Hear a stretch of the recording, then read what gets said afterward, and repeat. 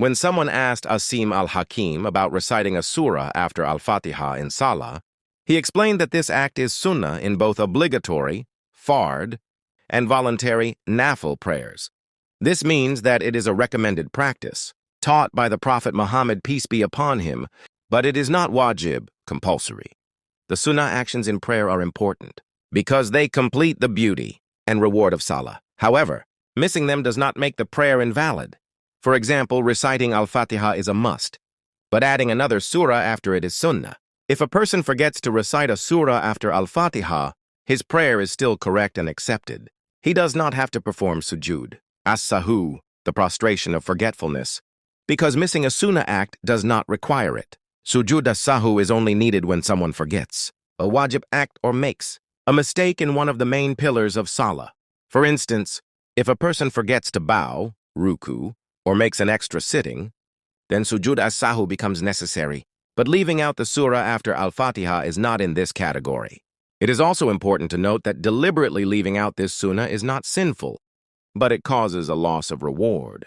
Salah has different levels. Some actions make it valid, while others make it complete and more rewarding.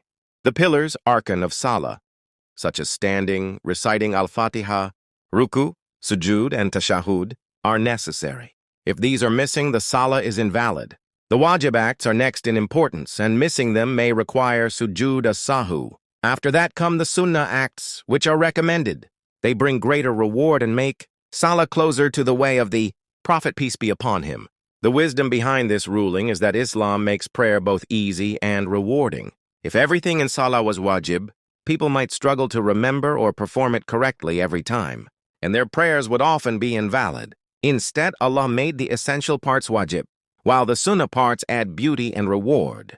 For example, if a person recites only Al-Fatiha in every rak'ah, his prayer is still correct. But when he adds another surah, he follows the complete sunnah of the Prophet, peace be upon him, and gains more blessings. In daily practice, this means that Muslims should always try their best to recite a surah after Al-Fatiha in the first 2 rak'ahs of obligatory prayers and in every rak'ah of sunnah and nafil prayers.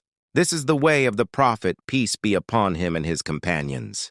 However, if someone forgets or even leaves it intentionally, they should not worry about their prayer being invalid.